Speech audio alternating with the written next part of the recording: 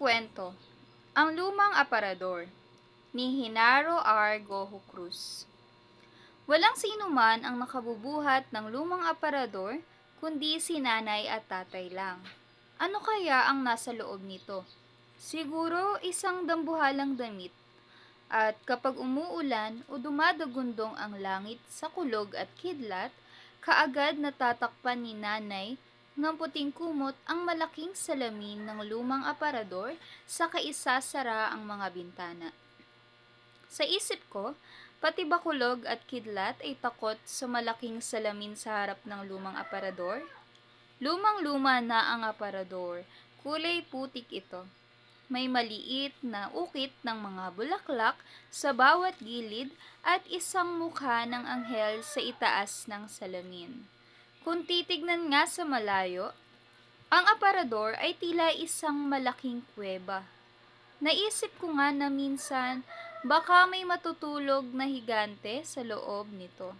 Kaya hindi nabubuhat ni numan, maliban kina nanay at tatay. Iniwasan kong mapadaan sa lumang aparador. Natatakot kasi ako baka magising ang higanting nasa loob na yon. Isang araw, binuksan ni nanay ang lumang aparador upang kunin ang isang mahalagang dokumento. Lumangit-ngit ang pinto ng aparador na parang nabibiyak na lupa. Nagsimula na ring kumalat ang pambihirang amoy. Parang amoy ng isang luma at inaamag na libro. Natakot ako. Baka lamunin si nanay ng dambuhalang damit o kainin ng higanting natutulog sa luma at kulay putik na aparador. Ngunit, walang dambuhalang damit at higanteng kumuha kay nanay nang buksan niya ang aparador. Sinilip ko ang loob ngunit agad-agad itong isinara ni nanay. Minsan, naglakas loob akong manalamin sa lumang aparador. Malaki kasi ang salamin, kitang-kita ang buong katawan ko. Ngunit umihip ang kakaibang hangin sa aking likuran. Nagtaasa ng putik kortina sa bintana at amoy sampagita ang paligid. Pakiramdam ko, may isang babaeng nakaputi sa aking likod. Kumaripas ako ng takbo. Mula noon, hindi na ako nagsalamin sa luma at kulay putik na aparador. Sa linggo, magsisimba tayo sa bayan ng tatay mo. Ikapitong kaarawan mo kaya kailangan mo ng magandang kasuotan. Kumunot-kunot ang noo ni nanay na parang may iniisip. Hindi ko alam kung ano. Halika! May kinuwang isang bungkos ng mga susi si nanay. At sa bungkos ng mga susi ay may namumukod tanging malaki at kaliwa-liwaling susi. Ito pala ang susi ng lumang aparador. Bumilis ang tibok ng aking puso. Natakot ako. Baka lamunin kami ni nanay ng dambuhalang damit o natutulog na higante sa loob ng lumang aparador na iyon. Muling lumangit-ngit ang pinto ng lumang aparador na tila nabibiyak na lupa at nagsimulang kumalat ang amoy luma at may amag na libro. Hindi ko alam kung tatakpan ko ang aking tenga o ang aking ilong. Ngunit, hindi man lang natakot si nanay. Namangha ako nang ilabas ni nanay ang isang napakagandang bestida. Noon lamang ako nakakita ng ganoong kagandang bestida. Kulay rosas ito. Pinaulanan ng pulang-pula at maliliit na burdang rosas. Buhay na buhay ang mga rosas. At mayroon pa itong malaking lasong puti sa likod. Lapat na lapat sa akin ang kay gandang bestida. Parang sinukat ng isang modista. At sa pagdiriwang ng Linggo ng Wika sa aming eskwelahan, kailangan kong magsuot ng kasuotang Pilipino. Kaagad inilabas ni nanay sa lumang aparador ang kasuotang Maria Clara na punong-puno ng masasalimu at na borda. At noong ako'y magkumunyon, inilabas naman ni nanay ang puting-puting bestida na may terno, pangbelo na yari sa telang pinya. At nung ako'y sabitan ng medalya, Namangha ang aking mga guro at mga kaklase sa aking isinuot na bestida.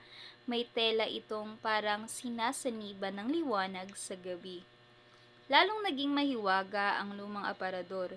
Siguro may isang malaking makina sa loob nito.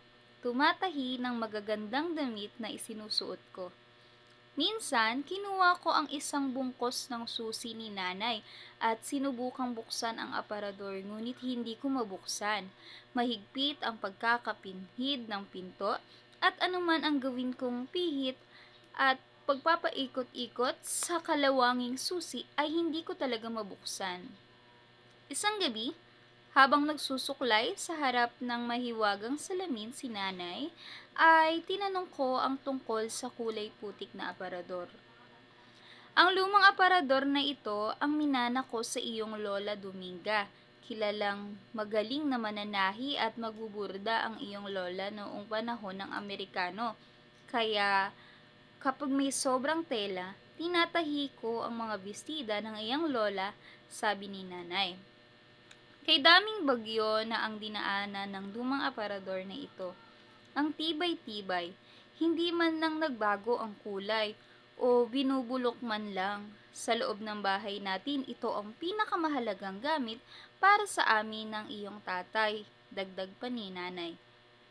Kinuha ni nanay ang isang bungkos ng susi at binuksan ang luma at kulay putik na aparador. Kinabahan pa rin ako ngunit namangha ako sa aking nakita nang tuluyang mabuksan at tumambad sa akin ang laman ng aparador. Maayos na nakahanger at kay gandang damit ng mga babae, iba-iba ang kulay. Magkakasunod ang laki at may mga buhay na burda. Maraming mga nakaukit na sinulid at kahon sa ibaba.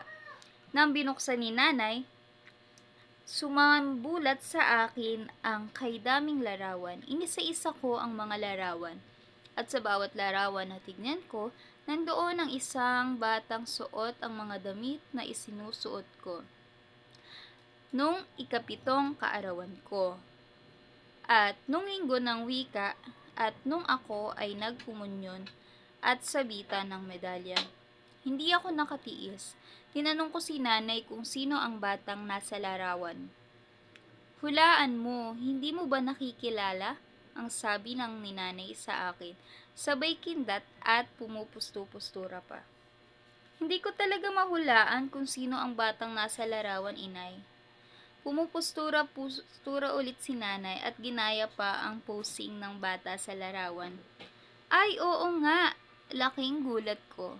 Si nanay ang nasa larawan, may suot ng mga magagandang damit na isinusuot ko at hindi na maubusan ng tawanan kami ni nanay. Pakiramdam ko, kahit di ko naabutan si Lola Dominga, kilalang kilala niya ako dahil dapat na lapat sa akin ang mga damit na tinahi niya para kay nanay. Bigla akong nasabik, sana sumapit ang aking 18 kaarawan. Mula noon, sa tuwing madaraanan ko at nagsasalamin ako sa luma at kulay putik na aparador, lagi kong naaalala ang magaling na mananahi na't magbuburda kong lola, ang aking Lola Dominga. The end.